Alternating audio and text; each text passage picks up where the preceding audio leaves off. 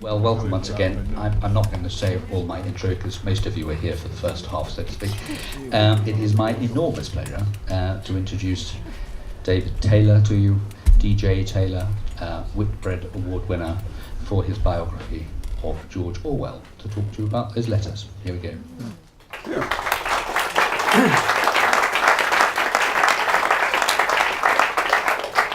Thank you very much for that, James. It's great to be here. I hope everybody can hear me okay. I was told, a piece of advice I was given by my wife before I came up here, which said, for God's sake, don't wear your sunglasses when you're talking. But I have to say, I've got direct sunlight going in my eyes, so there may be a moment where I do actually put the shades on and we get all sort of Blues Brothers-ish. I hope everybody can... I feel like saying it's 106 miles from Chicago, it's dark, we're wearing sunglasses, let's hit it. Anyway.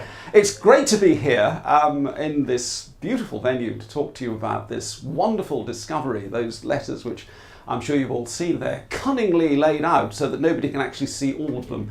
And nobody's copyright is going to be infringed, I think, on this one. I'm going to talk for about, I think, half an hour, 35 minutes, and then there might be time for some questions as well, which would be good, because I'm sure that, in fact, I know that Orwell enthusiasts have flocked not just across Norfolk, from the whole of East Anglia and possibly beyond to be at this and see this unveiling.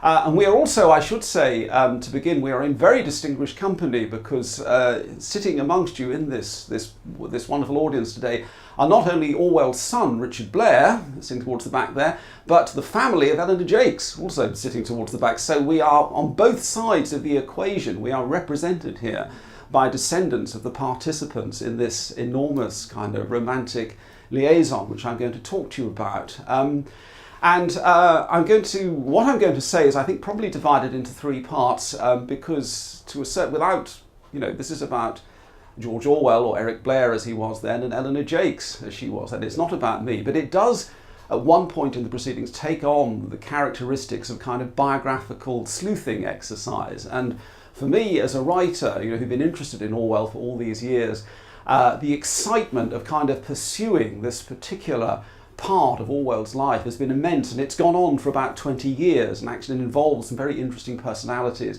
and some extremely interesting sort of detective work in the Southwold area. So I'm going to sort of talk to you a bit about that as well, I think. But probably the question to begin by putting is, why George Orwell, Old Etonian, served in the Burma police, adventures in Spain. We all, I'm sure most of us here have a pretty good idea of the outlines of his career. The first question to ask is, why Southwold? Why this kind of sort of slightly remote, charming, picturesque Suffolk coastal town? What was he doing there? How did all this happen? How did this relationship ensue? What were its consequences? What was he doing there? Well, Orwell, as you doubtless know, his baptismal name was Eric Arthur Blair, a name he detested because it reminded him of the pious hero of a boys' school story called Eric or Little by Little, which he rather resented when he was a child. And his father, who was a fairly low-grade official in the Indian civil service, in fact, he spent his time really taxing the sale of opium to the native population. And in the manner of many retired civil servants in the early 1920s, he and his wife retired to Southwold, which then, although being a working town, far more than it is now, with a genuine sort of docks and light industry in it, was also a well-known bolt hole for retired Anglo-Indian civil servants. And so Richard Blair, the original Richard Blair, not Orwell's son Richard, retired to Southwold, where he was known as Toby Blair, became a pillar of the Conservative Club, was remembered by his tradesmen, whom I once spoke when I was doing my research, as an extremely courteous and civil person to deliver meat to, but he'd cut you dead if he saw you in the street on a Sunday. Because that was what people of his generation and his upbringing did. And I think one of the reasons that the Blairs retired to Southwold, which they did in 1922, was that their eldest son, Eric, as he was then known, who was then 18, 19 and had just left Eton, was so that Eric could attend a cramming establishment round the corner at the Craighurst, which then became a restaurant and is now, I think, some flats on Southwold Front, where he could cram, in the jargon of the time, to study for the Burma police and take their exams, which was what he ultimately did at the age of 19, and packed off for 5 years in the 5 years in the East, which he then came back from This is quite an interesting one because there's amongst the many myths that have accumulated about Orwell's passage through the world and the development of his political beliefs, it's often thought that the reason that Orwell came back from Burma, where he'd served in the Imperial Police at the end of 1927, was a great political gesture. You know, he decided that the Raj was inimical to him. He decided that he wanted to fight back against the yoke of servitude that successive British governments had posed on the native population of Burma. This is not quite true, actually. He came back on a medical certificate because he was suffering from dengue fever. Even in those days, his health wasn't very good, and he had 6 months furlough in England, where he came back to Southwold to stay with his parents while he decided what he wanted to do with the rest of his life. And he decided that he wanted to be a writer, and he began to take the preliminary steps, which were to sit upstairs in his parents' house in Southwold and to scribble away. And I remember interviewing, she must have then been in her 80s, this is about 15 years ago, interviewing a very old lady who was a girl of 12, was the daughter of the Blairs' daily help in Southwold. At this point I think they were living in Queen Street before they removed to Montague House on the High Street, which was his ultimate destination in Southwold.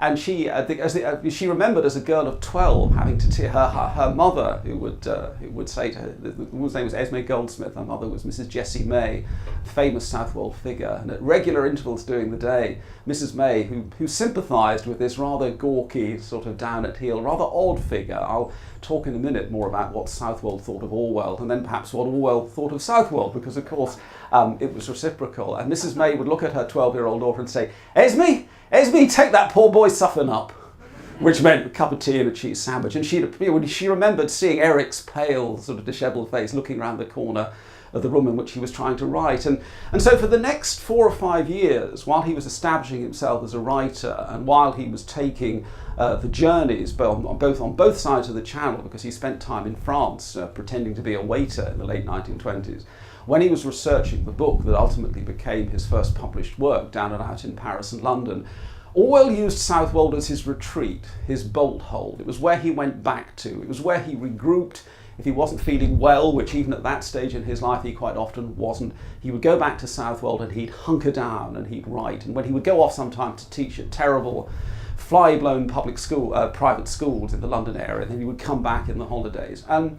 It's interesting because Orwell obviously didn't care much for Southwold. A very thinly disguised version of it appears as the Suffolk town of Knipe Hill in his second novel, A Clergyman's Daughter, where he describes it as a kind of hotbed of paranoia and intrigue. And he says something like, the kind of town that looks very pretty on the surface until you realise that you have a spy or an enemy behind every front curtain.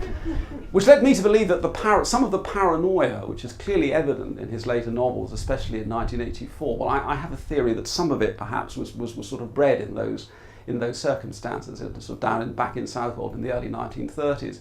And so he didn't much care for the place. And interestingly, the older Southwold inhabitants who I interviewed when I was writing, this is over 15 years ago when I was writing the biography, they didn't take much to him either, because the general feeling was that he was a kind of improvident young man who came back to Southwold to sponge off his respectable parents.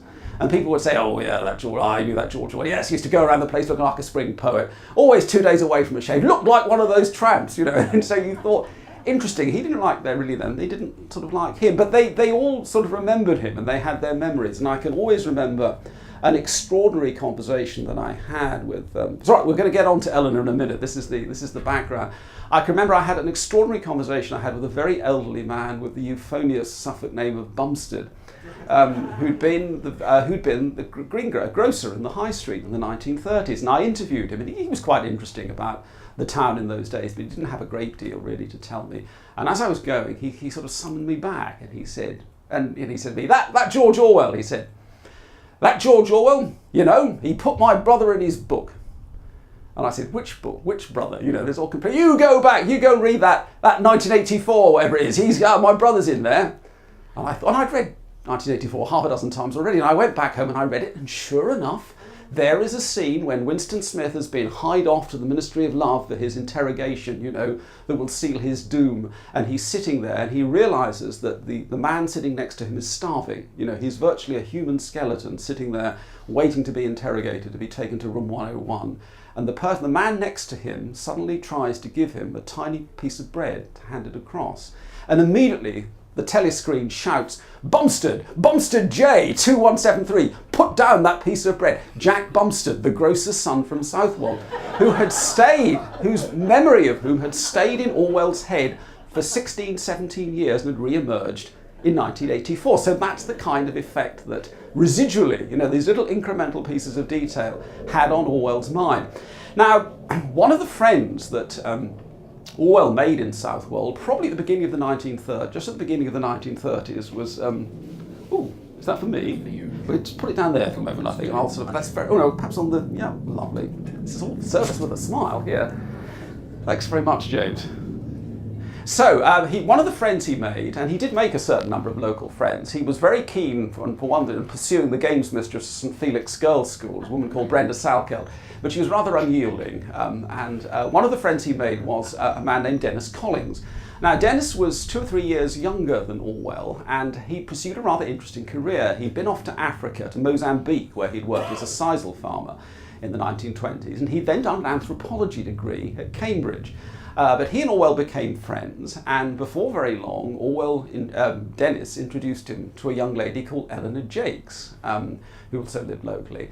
And I'm now sort of, what I've got to now sort of tell this story to you on 2 levels, because I've got to tell you what I knew and then what I now know, which are 2 different things.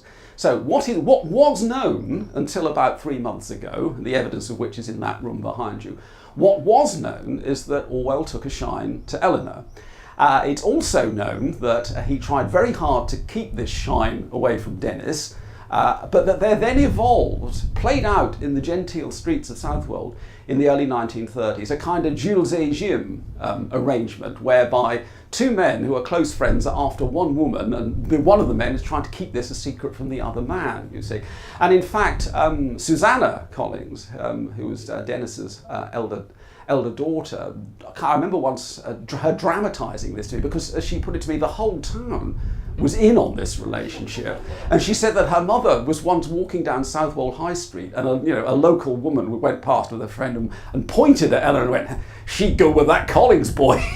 So this was the kind of level on which it was being practiced. So what is known, or what was known, was that a covert relationship began, most of which we think it was assumed was conducted on Southwold Common and in the woods near Blythburgh, because there are some quite intimate letters that were printed in the original 20-volume set of Orwell's complete correspondence and books about 20 years ago. So all this was known, and it was also known that at some point, probably towards the end of 1932, Eleanor decided that Dennis Collins was the better bet of the 2, which it was fair enough when you think that Orwell was really only beginning, just on the very cusp of beginning his literary career at this time. Again, according to Susanna, Eleanor's comment on why she wouldn't marry Orwell was that he was, quote, either too cynical or too sardonic, which is a very interesting kind of judgment on, the Orwell of those days, who was just getting on towards his 30th year, about to publish his first book. Having said that, we can gauge something of the closeness, the kind of feelings that Orwell had about Eleanor by the fact that it was to Eleanor that he confided his desire to change his name, to stop being Eric Arthur Blair professionally and become George Orwell. And apparently what he did was, again, 1 or 2 myths have occasionally been peddled about this, and there have been books written which regard Blair into Orwell as this kind of epical transformation, the writer sloughing off one kind of skin and then adopting another one and emerging transformed as this new kind of person with these new kind of views. In fact, it was all terribly ad hoc, because Orwell had written, he'd sold, it was about to be published, his first book, Down and Out in Paris and London, and he was worried that his parents, and again, the very respectable bourgeois conservative population of Southwold, he was worried that some of them might be shocked by some of the subject matter, because there's bits about, so there's conversations about brothels and sort of, what goes on backstairs in Parisian hotels and this sort of thing, and never mind the fact that he was sort of acting as a surrogate down and out and staying in sort of casual wards, walking around the south of England. So he decided that he wanted to change his name.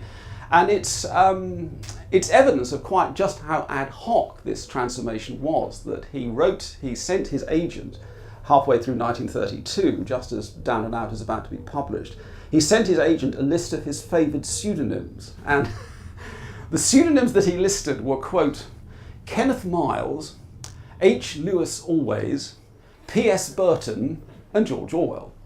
And he wrote at the end of that, I quite rather prefer George Orwell. I think we can all be grateful for that because, would 1984 have had the success it subsequently achieved, were being written by H. Lewis Always. But anyway, he came back one day from a visit to Ipswich and said to Eleanor, I've decided that I'm going to change my name to George Orwell. The King's name, George, the river, the Orwell, which I see a good, solid English name, and that's what I'm going to do. So it was to Eleanor that he confided, this transformation, this change of identity, or certainly this change of literary identity.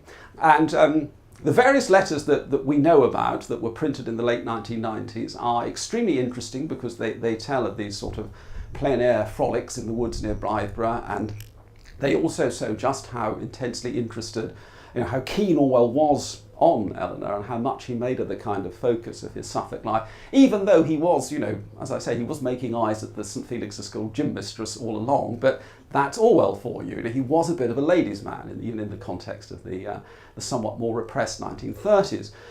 Anyway, so the relationship then comes to an end. She marries Dennis. Orwell goes off to London, starts working in a bookshop, and then does his Road to Wigan Pier journey that produces his famous book of Depression-era reportage. Goes to Spain, gets shot through the throat.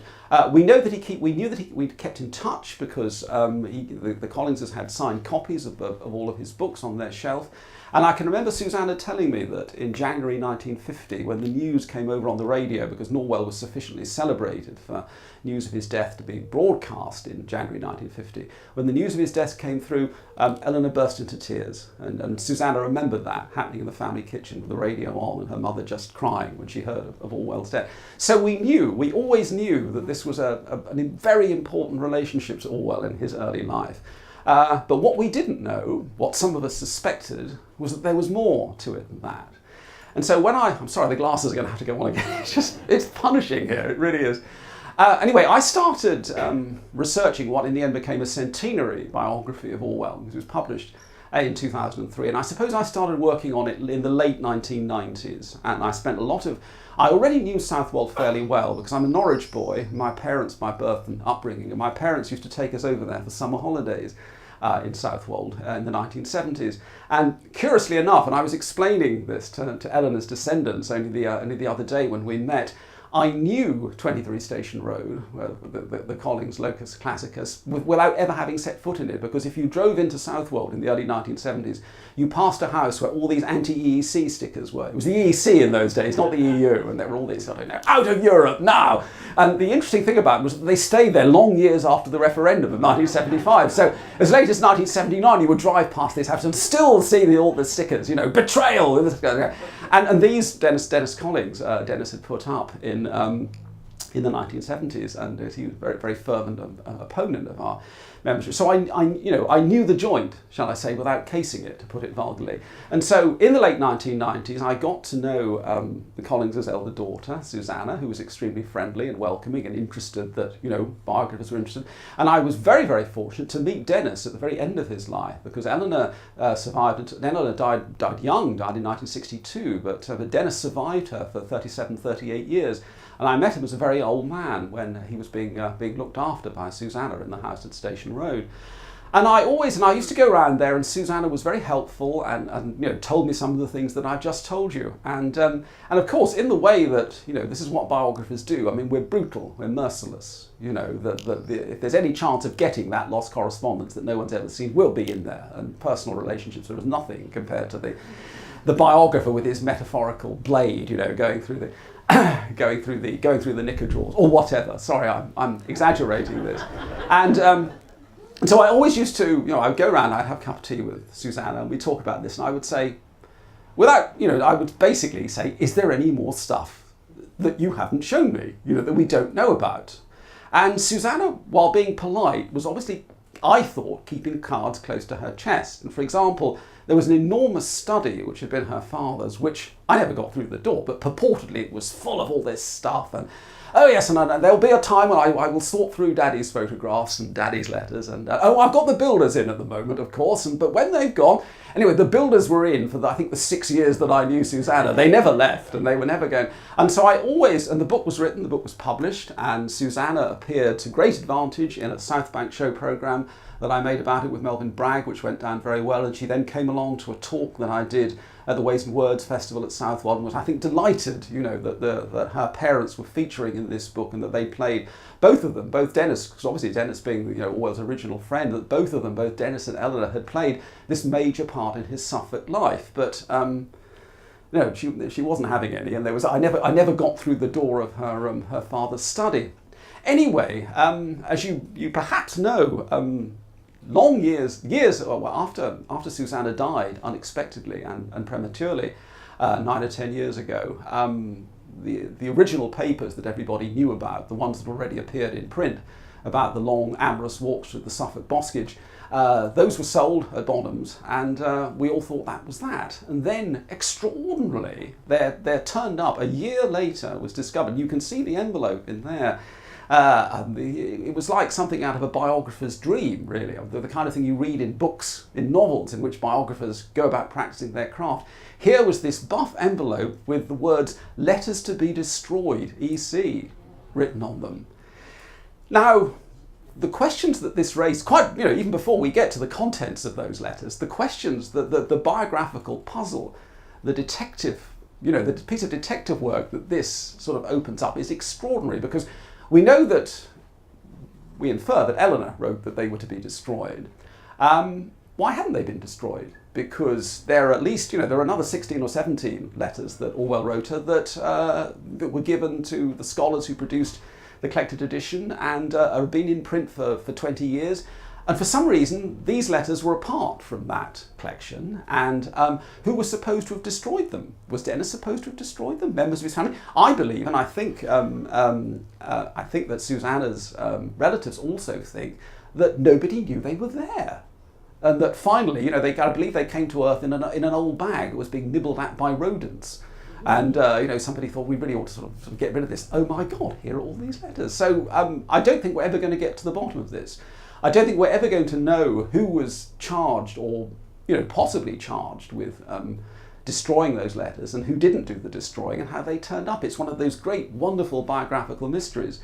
It also raises another question, before I get on to the contents of these letters, is do the departed who are in possession of this kind of material, what are their rights in all of this? Because you have to think to yourself, and even I, as a biographer, on the case, I have to think to myself, Eleanor Collins, she became, Eleanor Collins clearly wanted those letters to be destroyed. She didn't want people to read them. She didn't want you and I to go into that room and look at them. So how do we feel about this? 56 years after Eleanor's death. How do we feel? It's like Philip Larkin on his deathbed, lying there, instructing his secretary, go into my office at the University of Holt tomorrow and take my diaries and shred them. And she went in there and she shredded them. Now, what are you supposed to do in these? I mean, I have to say, and I hope this is not party pre, being a biographer who's anxious of every last scrap of Orwell's grocery bills from 1929 are precious to me if they're out there somewhere. Show them to me. I'll write a scholarly article about them if they exist. But I suppose what I feel is that if you are in possession of things that you regard as so intimate, well, not in Eleanor's case, or compromising, or whatever, things that you do not want published about yourself or about the people that are dear to you, then it's your responsibility to get rid of them. That's what I think. If you want something to be destroyed, destroy them. You can't trust posterity, with your dearest possessions. You come in, and in fact, the Larkin story is very interesting, because Larkin's secretary, who I think he'd actually been having an affair with, so it was more than, what Larkin was like. Yes, it was more than just a professional relationship. She went into the university the next morning and she took his diaries, and one by one she fed them into the shredder. And I said and she was asked then, she had little occasional glances, and somebody once said, what were those diaries like? And she said they were the most ghastly, depressive, pornographic horror that you never wanted to, which is fair enough. Larkin wanted them destroyed. They were destroyed by one of his nearest and dearest. But I remember once talking to Sir Andrew Motion on some panel discussion about what I'm talking to you about now, the art of biography and the proprieties and the wishes of the people being written about. And I said to him, come on, what did you think about this? And Andrew said, I was bloody furious, because he would have gone down there and stopped it had he had the power, which he didn't. But anyway, they weren't destroyed. There they are, all 19 of them, in that room for you to look at. As I say, very carefully arranged so that nobody's copyright can be infringed and the proprieties can be observed. And I can tell you that I've been very fortunate. I was allowed to read them. I was allowed to write a piece about them for the Times a couple of weeks ago. And I can tell you that they are the most significant find in Orwell studies for probably 30 years, probably since all the BBC material was dredged up in the 1980s from Caversham. Why are they fascinating? Well, they're fascinating, I think, for two reasons. They're obviously fascinating with regard to Orwell's relationship with Eleanor, because they show that it went on for a lot longer than we thought, because the first letter dates from mid-1931 and is hedged about with the most extraordinary kind of subterfuge.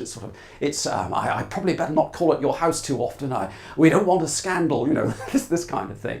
And they also, the other thing too, is not only did they extend the reign, the letters, the original cache of letters date from 1932 to 1934, but these go on till 1936, long after she and Dennis had married and gone off to the Far East, where he became assistant curator of the Raffles Museum in Singapore.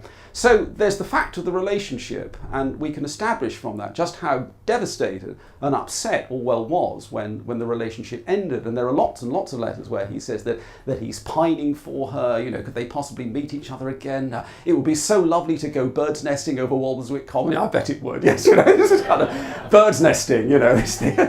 What is that a synonym for? So, but what is then fascinating is once the relationship ends, once the relationship formally ends, Orwell is kind of using her as a sounding board for other things in his life. He's writing to her about what he thinks about the books he's reading.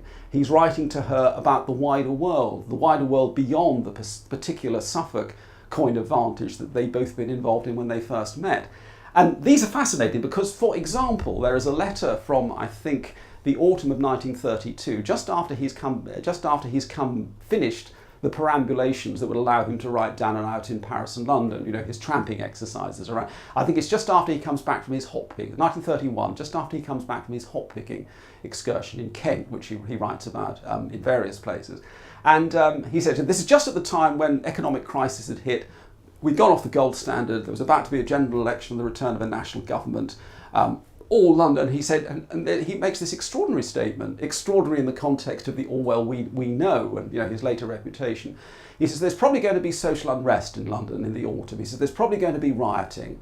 But I don't really know anything much about this because I'm not really interested in politics. This is George Orwell writing that he is not interested in politics, albeit in 1931, but it just shows that the political consciousness which we credit him and by which we now use him as this piece of moral litmus paper to explain the world, even in 2018, in the era of Donald Trump and Vladimir Putin, we are using Orwell to explain the world to us. At the age of 28, I'm not interested in politics. So clearly that awakening came later.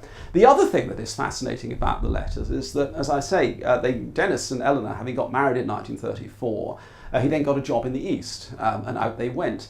And the later letters that Orwell sends to Eleanor are very long letters, and 5 or 6 pages, they're typewritten, and he does something that he never does anywhere else in his correspondence to anybody. He talks about Burma and the East, when the 4 or 5 years he spent there, and the effect that it had on him. He writes Burmese Days, the novel he wrote set in Burma. He said that the thing about being in Burma is that you just never, if you are a Westerner, you never really get over the landscape, because it's so extraordinary. And so Burmese Days, in the context of what Orwell writes, and that sort of pared down, famously transparent style of his, as some of you doubtless know, he once remarked that good prose is like a window pane. Well, the prose in Burmese Days is not like a window pane. It's very engaged and metaphorical and full of figurative language. And we can see that in these later letters that Orwell is writing to Eleanor, that he's immensely engaged. He says, oh, you're in Malaya now. Oh, it must be like Burma. Burma was...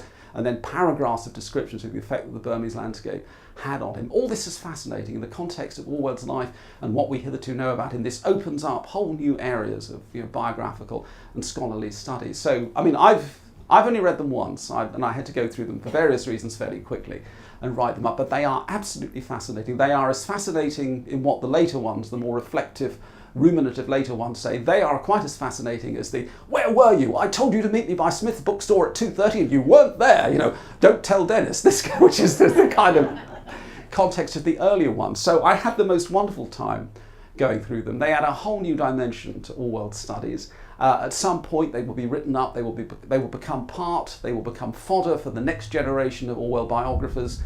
Whether I shall add to what is written and that you can buy subsequently if you want to, I don't know. But they are absolutely fascinating, and my final opinion about them before we have some questions, if anyone wants to ask them, is that they established centrally and for all time the fact that Eleanor Jakes was Orwell's lost Suffolk love. Thanks very much.